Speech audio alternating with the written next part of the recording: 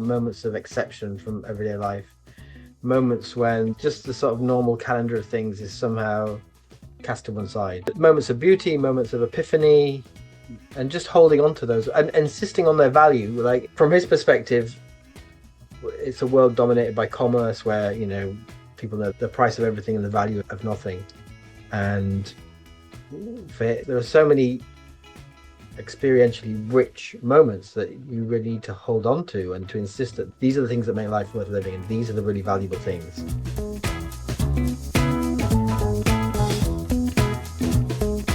Hello, it's Kate here from Book Club Review, the podcast about book clubs and the books that get people talking. It's also a podcast that has its own book club, which I run over on Patreon.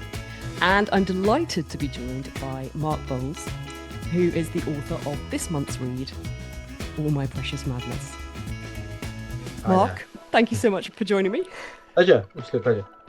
I was just saying, this video is not usual for me, so anyone watching this will have to forgive my lack of assurance.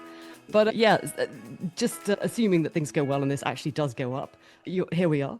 Your author bio tells me you grew up between Bradford and Leeds. You went in to study English at Liverpool and Oxford University. You currently live in Brockley with your wife and 2 small children. Does that sound about right? Yeah, it does. I mean, since that bio was written, they've obviously grown a little bit, so they're not quite as small. They're no longer small. No, like that was probably written when they were like, I don't know, 5 and 8, and now they're 7 and 10. So okay, yeah. But they're still relatively small. And I I still live in Brockley. In 24, didn't it? And in return, in case you're wondering, I can tell you that I grew up in a village called Wheathampstead in Hertfordshire. Okay. I studied English and medieval studies at Exeter University. And I currently live in Camden, North London, with my husband and my 3 children, who are not that small. I've worked most of my life as a graphic designer, and I also make a podcast called The Book Club Review. There we go. You now know as much about me as I know. Fantastic. But before we get to your book, I would love to know, as I would if I met you in real life and I'd identified you as a bookish person. I'd just love to know what you're reading. What books have you got on the go? What's on your nightstand? So I've started reading a book called, I just have to get the title right. Because one of the things is that probably like the principal thing that attracted me to this book was the title. And it's called You Look Towards Darkness. So I just saw it in the bookshop. There's a bookshop in East Dulwich that we go in quite often. And they just have an array of books laid out on the table. And the other one that I picked up was The Safe Keep.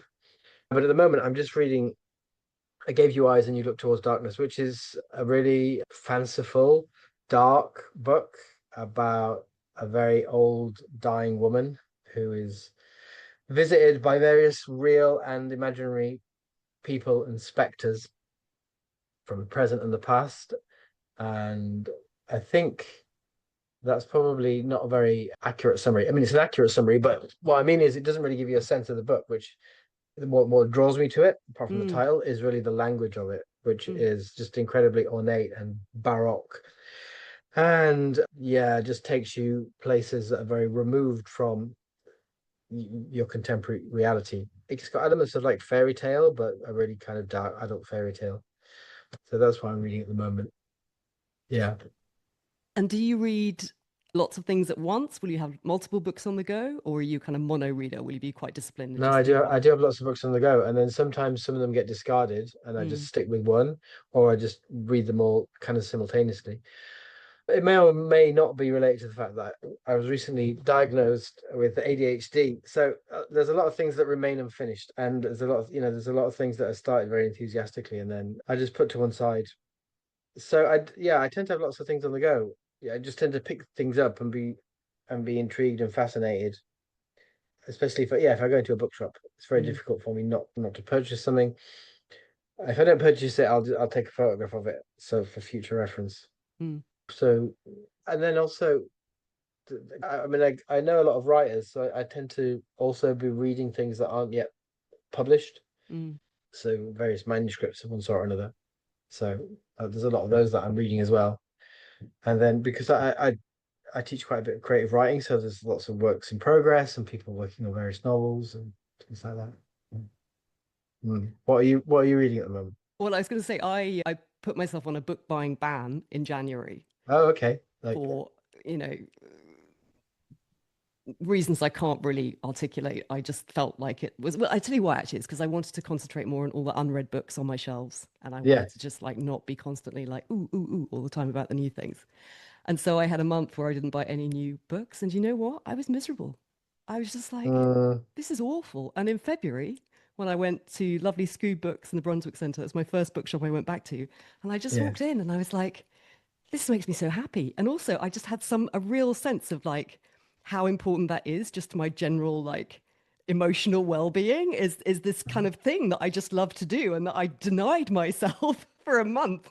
So I won't be doing that again. And I fully support just, yes, go into bookshops, pick things Yeah, up, put them absolutely. down. And I tend to, when I buy a new book, I tend to write, well, not only my name, but when I bought it. And therefore, when I kind of go back, I have there's a kind of history of there's a kind of history there. There's a sort of not exactly a journal, but so I bought this in 2007. That's interesting, whatever it might be, you know. Mm. And yeah, of course, you don't have to just read everything you buy. You're kind of accumulating a library, and you never know. You never know. Like for me, a book will, kind of ripen on the shelf, and then it'll fall off when you're ready to read it or it's ready to be read. So there are books that have been on the shelf for years, and then suddenly I thought, oh, actually, that's interesting. And then they're the kind of right time, and you just pluck it from the shelf and read it. Yes. But yeah, I mean, unless you're really financially strapped, I don't see any reason to ban yourself from buying books. Oh, no, it was not a good idea. Well, it makes perfect sense to me that you would be interested or drawn to things that are doing interesting things with language, having read this, because Yes. this felt like such a sort of key part of, I suppose, the experience that I had reading Mm. this book. We must tell people what it's about because not everyone will have come across it. So, can you kind of summarize it for us? I'm honestly not very good at summarizing my own work, And it's but quite, I would say it's actually quite hard. Like, I feel like this is not a book to neatly sort of, no. encapsulate. I feel like the neatest encapsulation of it was that there was a review in the Telegraph. There was a review, and the subtitle was "A Man Goes Insane in a London Cafe." And I thought, well, that is like the pithiest summary that you could wish for, really, for that book. And that kind of tells you what it's about. So yeah, it's the narrator is somebody called Henry Nash. I mean, he's someone who is from quite a working class background. He goes to Oxford University, which he finds both very enthralling and fascinating, and but also quite alienating. And then he ends up in academia as a lecturer, as a teacher. And the novel is focused on him, often mostly in a cafe, trying to write a memoir about his father. And he's distracted by this individual that he finds incredibly annoying. And in some ways, this individual who he finds annoying acts as a kind of creative irritant, which is to say that he keeps getting deflected and diverted back into his past and his childhood, and in particular his relationship with his father, who was very violent. And so it's about him coming to terms with his past, with his father, at the same time as he's increasingly irritated by this individual in the cafe. So yeah, it's about rage, it's about grief. A lot of people have noticed that there's a lot of rage in it. Like the one of the sort of propelling forces of the novel is rage, but I think it's a rage born out of disappointment, and it's a rage which is kind of insatiable and just kind of consumes everything in its path. But it's born out of hurt and it's born out of disappointment, and then I think the novel kind of goes into that hurt and disappointment, which is beneath the rage and which maybe arguably fuels the rage as well. So yeah, without giving too much away, I mean, that rage kind of then finds an outlet, and then the last part of the book is, I would say, more lyrical and more poetic. I perhaps should have read this out at the beginning to help you out, but I found on the Goldsmiths Prize website because All My Precious Madness was shortlisted Yes. last year, was it? And Judge Lola Seaton said, Mark Bowles's All My Precious Madness is an exhilaratingly intelligent, hilariously foul-mouthed monologue, partly a crankish rant, railing violently and digressively against the crushing idiocies of contemporary life, partly an affecting Bildungsroman, centered on the narrator's relationship with their father. At once crackling with spontaneity and beautifully controlled, alternating between a curmudgeon's uproarious disgust and a child's poignant wonder. Bowles's novel is a wonderful piece of writing which you will be sorry to finish. And I thought, yeah, she just really articulated it very, very nicely, didn't Yeah, she? yeah. I really like Lola's description of the book. I mean, like, kind of really resonated with me. I really got the sense that she'd understood it. But yeah, I think that sums it up quite well. So, so, so I finished two books today. I Oh wow. finished Project Hail Mary by Okay. Andy Weir. Which I Familiar don't with know. that one? No, I'm not. Sci-fi, page turner, Yeah. very episodic, very Mm-hmm. plot driven, really like on the edge of your seat, like what's going to Mm-hmm. happen Mm-hmm. next. And I finished, and I was listening to that. It was on Mm-hmm. audiobook. I was listening to it in the car, and I finished All My Precious Mm-hmm. Madness, which, and I loved both, and both books had a kind of powerful effect on me, Mm-hmm. but in very different ways. Yeah. Yeah. Because Yeah. this is almost like the anti that kind of book. This is a book where not that much happens, and I wouldn't describe it as plot driven, even though No. there are events Mm-hmm. that take place within it. Mm-hmm. It's a very it's an internal monologue, it's an internal journey Mm-hmm. you go on with this character. And then almost I felt the language that you use, even in and of itself, the words that you're using take the reader on a Mm-hmm. journey. And I mean, kind of literally, because, I've been reading all my life and I'm a reasonably well-read person. And I think I have a fairly decent vocabulary, Mm-hmm. but I had to look stuff up. Quite often there were Mm-hmm. words that were unfamiliar to me. And I just, because I was being Mm-hmm. diligent, I stopped and I looked them up. Mm-hmm. And that was very rewarding. I really enjoyed Mm-hmm. that process. But so I was like, my God, even in the language, it's like I'm finding this book is kind of unsettling me and I'm having to kind of like seek out answers in order to understand it, which is what I wanted to Mm-hmm. do. So I guess my question is, Mm-hmm. why did you want to write this kind of novel as opposed to, because you could clearly write whatever you wanted. Like that's Mm-hmm. no doubt in my mind. Mm-hmm. So what is it about this and this form of the book that, sort of that this was the kind of work you wanted to execute and put into the world? Mm. Well, I think that first of all, maybe I should say that that novel began very much as a voice. Like when I started writing it, I was writing little fragments and bits and pieces, and I noticed that there was the same voice that animated all of these things, and that's what really interested me was the voice. So I was kind of focused on the voice and the language and seeing where that would go, and so the voice interested me more than plot, Mm, and I just kind of felt that the plot would grow out of the voice somehow. I think also that it is a novel which works by digressions and loops, but there wasn't a kind of linear, straightforward path to where the narrator ends up. Like he's constantly moving back and forth between the present and the past, and he kind of keeps digging into the past and going back into the present. Like it's almost like you can't approach the thing directly, it can only approach it indirectly, so that indirection and digression is really built into the book.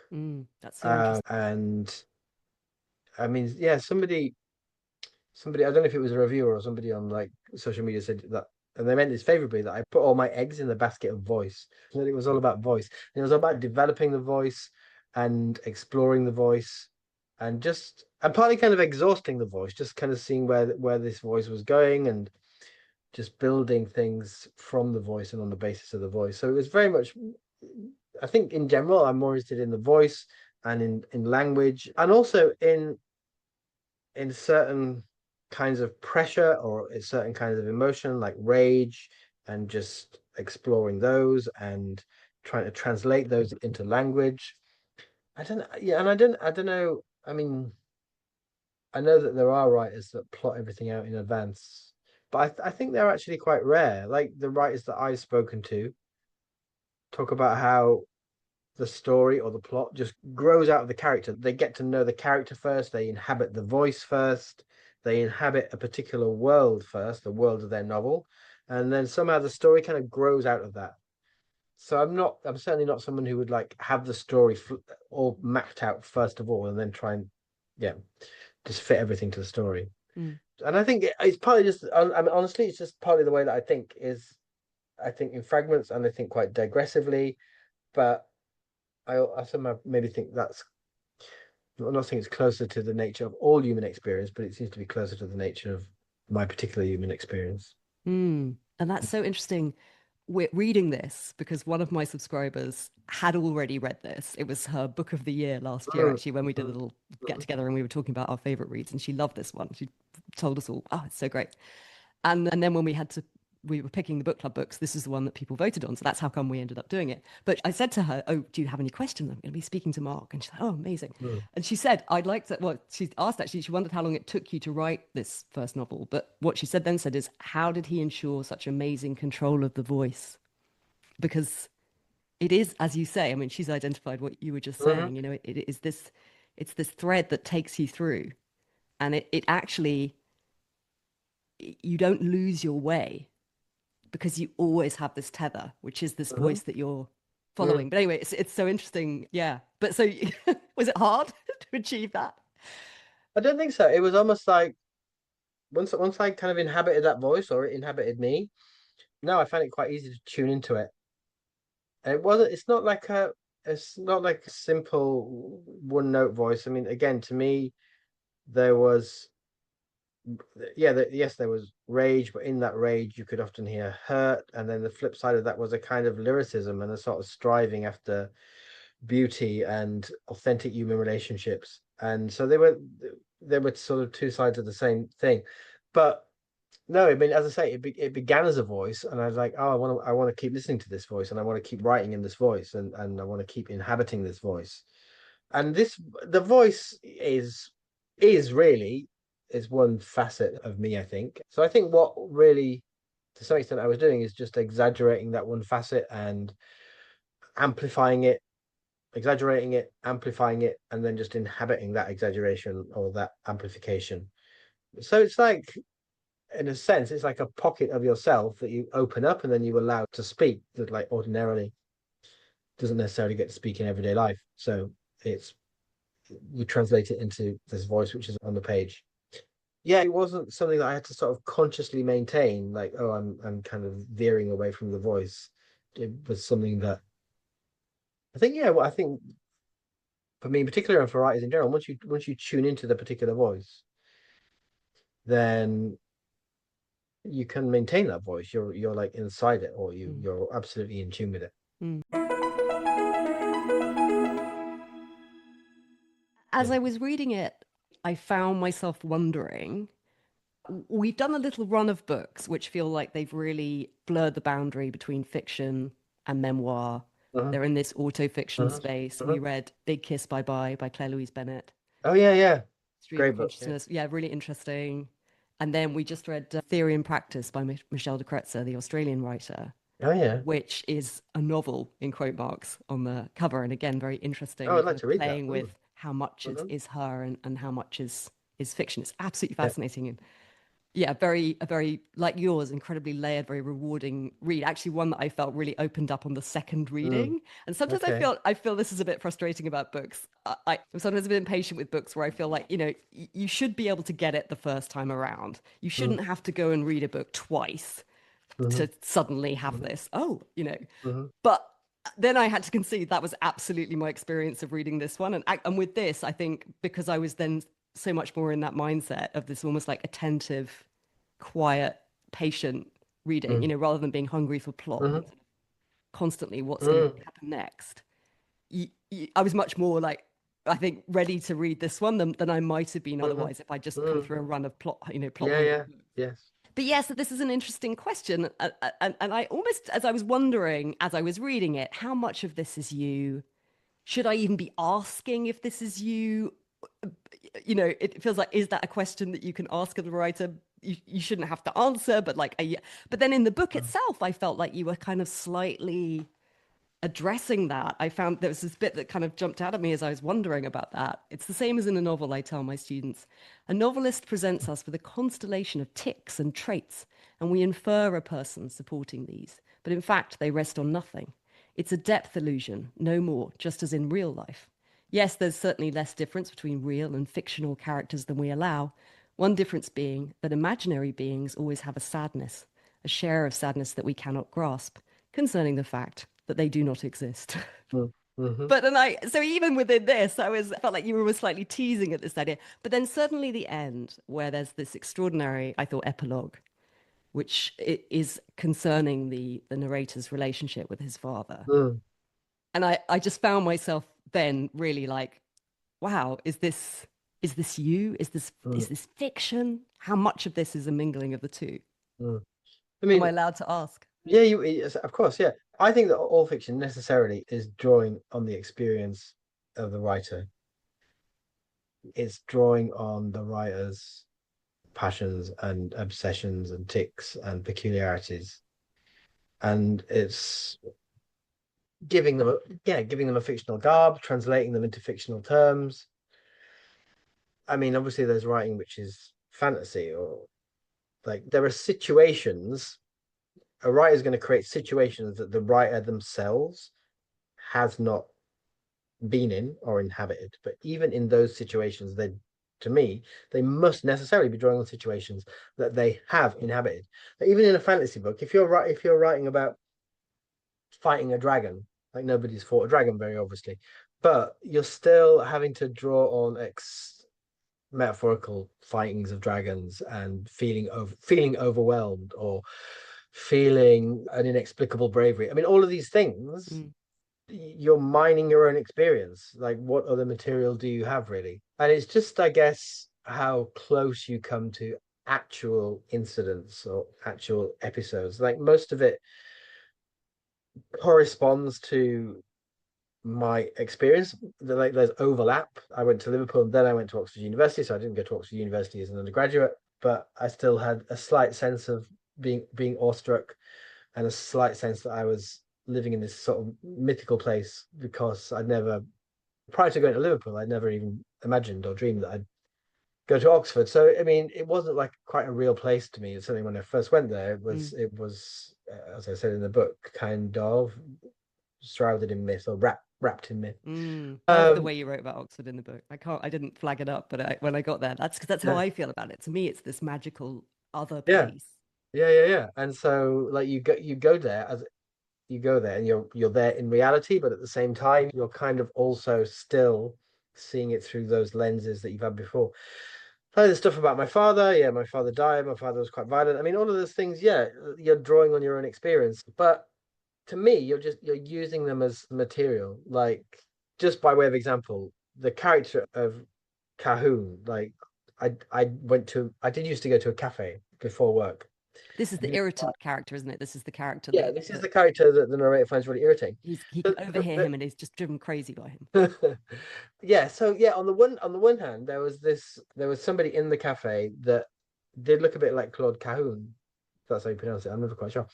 And was slightly androgynous and really striking, but they weren't an annoying businessman. So sometimes into my favorite cafe would come these annoying businessmen, and they would just be talking jargon on their phones, like to these invisible interlocutors. So it's just like you meld those two things together, you fold those two things into one.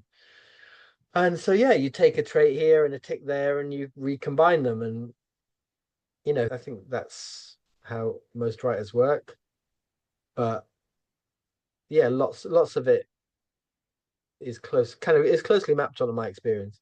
Mm. But again, there's lots of exaggeration. So, I'm as an adult, I've not kind of been violent towards other people. So that's like it's an exaggeration in a certain direction and taking it to a kind of extreme point. Well, there's a very delicious aspect to this book where I was felt on more sure ground that it was fiction rather than Mm, than reality, where he basically enacts a sort of revenge for various social slights that happen in the everyday course of mm, his mhm, his daily life in a way that in real life this, you might think about doing something to sort of get your own Mm-hmm. back on someone who's like pushed you or been mean to you on the train or something. But in real life, most of us would never do that. And I just love that in this novel, he kind of gets to have his Yes. revenge in these small ways, and then the larger arc of the plot I felt Yeah. spoke more to the character's Yes. emotional state than Yeah. these Yeah. Yeah. little things. But I And did enjoy that. it's interesting. It's just as a footnote from readers, there are degrees of tolerance. Some people say, "Oh, I really liked it when he did the thing on the train," or just like I not know to we can't spoil give away all the incidents. good moments Yeah, exactly. and or I was really on his side, and like, but and most people cut off before they get to the like the penultimate, the Mm, incident before the mm, epilogue. mm. Most people, and you know, this person is mad. But even then, like there was one woman who was like a published writer who was like, "Oh, that was great when so and so got his comeuppance." You know, so they went with him all the way. They went with Right. him all the I way. was slightly more in the cut-off category, although I loved reading it. At that point, I Mm. was like, "Ooh, I'm not sure about this." Yeah, because I mean, I think I wanted to like take the reader with him Yes. beyond the Mm. point of no return, Yes, yes, really, and yes, a point when there's like no turning back. yeah, So hopefully, I did do that. Yeah. yeah. No, you absolutely did.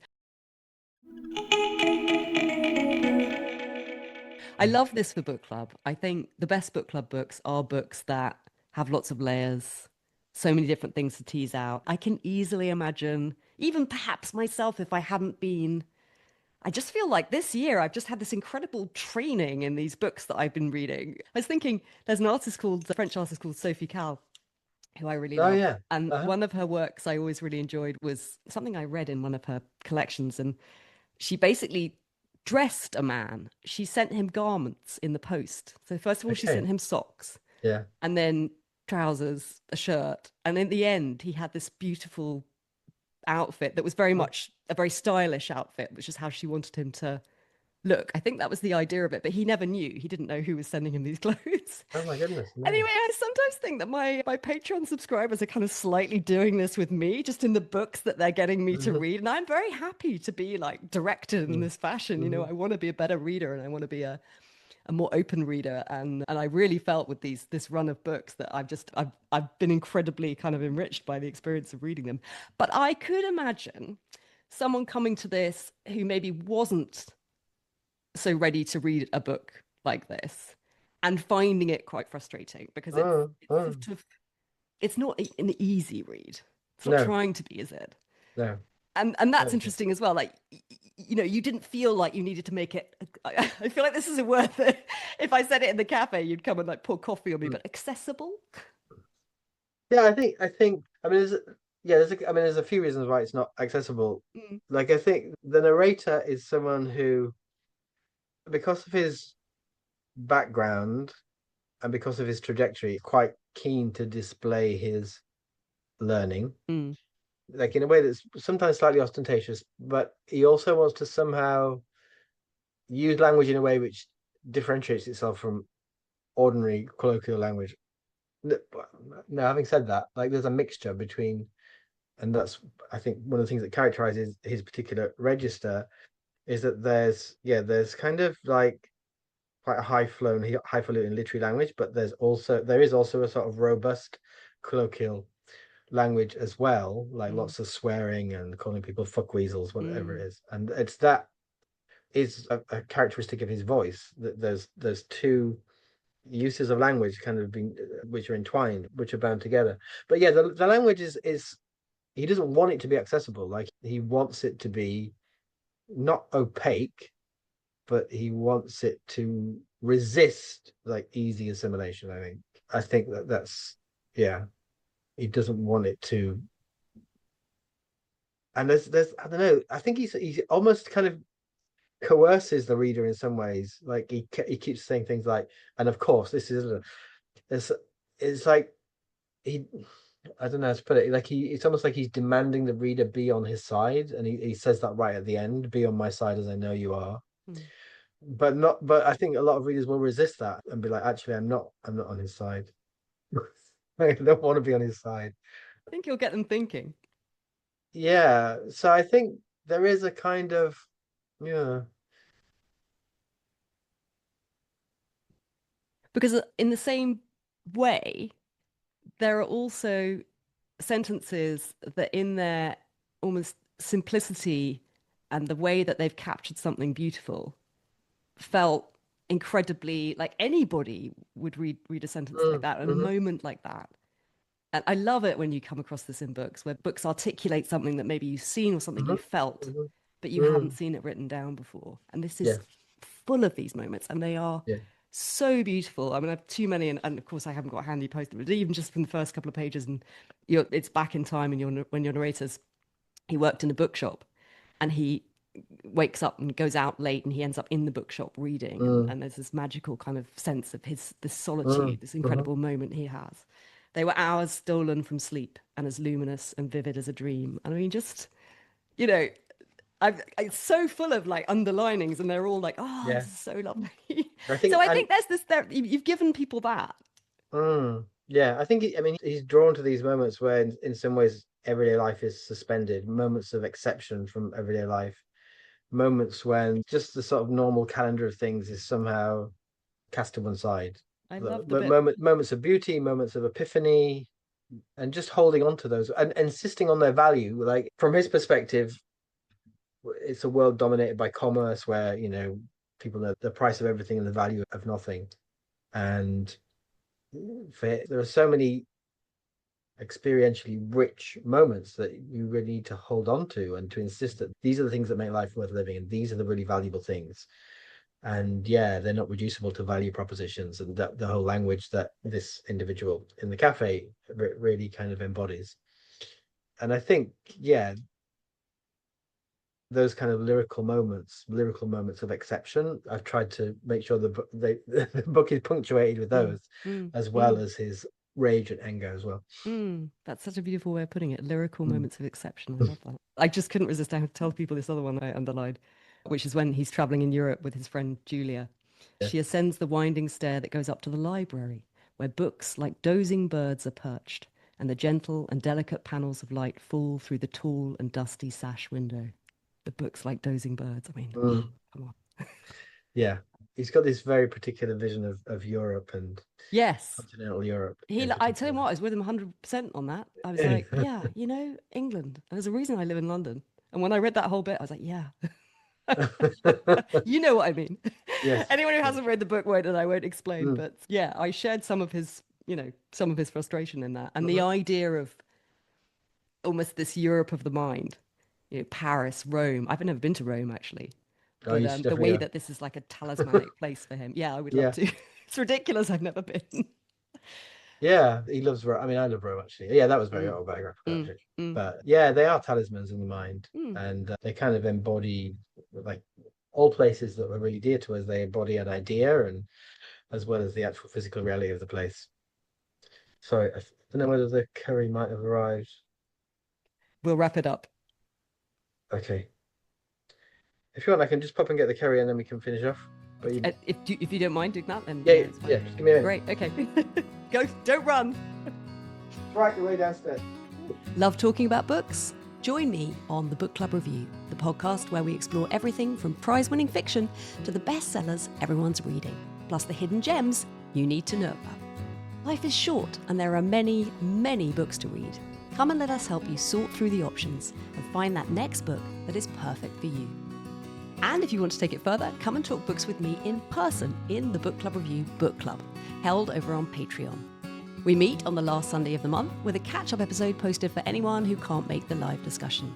Plus, Patreon subscribers get loads of extras, including episodes of the pod and access to our community chat threads, a brilliant place to share books and recommendations with other Book Club Review listeners. I get so many great tips for what to read there these days. I would love to see you there. You'll find all the links in the description below. I'll let you get your breath You back. can probably tell this is like the attic room, so Yeah, you've got the garret. Best I've had room. to, I had to go down 3 flights of stairs. But yeah, so Yeah, I quite feel nice. like if you're a writer, you need a garret. Yeah, it's lovely. It's got a little skylight, and Yeah, perfect. it just feels like a separate space. Yes, Like it's I know. Room of your own. yeah, yeah. I notice one difference just having read your biography, before I started the book, was that your narrator is unattached. He's not Yes. married. He doesn't have children, which I think affords him quite a different perspective on the world than those Mm. of us who are sort of in the thick of it. No, absolutely. But Yeah. at the same time, he's through the figure of Julia's child, Mm, like he childhood for him and the innocence and the creativity and everything about childhood is something that he's really drawn to. mm, And it's one of those things again that he thinks is irreducibly precious and worth not only preserving, but yeah, holding on to, mm, yeah, preserving in a sense, like ensuring that you have a bit of the child still inside you as an adult, basically. mm, And then he quotes that line, which I think actually from Baudelaire, that poetic creativity or poetic genius is the recovery of childhood in adulthood, mm. that you're somehow resurrecting or rediscovering that childhood sense of wonder and amazement, and the kind of way that children use language is not, in lots of ways, not hampered by conventional usage or Yes. and just embodies a really fresh way of seeing things. Well, because they don't discriminate children, do they? They don't have a hierarchy that they apply to everything immediately, like we do as Mhm. adults. Everything sort Yes. of has equal weight for them, Yeah. and almost like equal levels of interest. Yeah. And that can be incredibly delightful because it can make you look at things differently or, And it yeah. does. I And think this is slightly a diversion in itself, a digression in itself. But I think, yeah, having children is both exhausting but also incredibly rejuvenating. Like mm, physically exhausting, certainly, yeah. often. But it's really And like mentally, I think we can and I think we can go mentally. further. But it really does make you kind of rediscover and yeah, rediscover the world Mm, in lots mm, of ways. mm, mm. And yeah, you're forced to answer some really tough questions, like literally and metaphorically.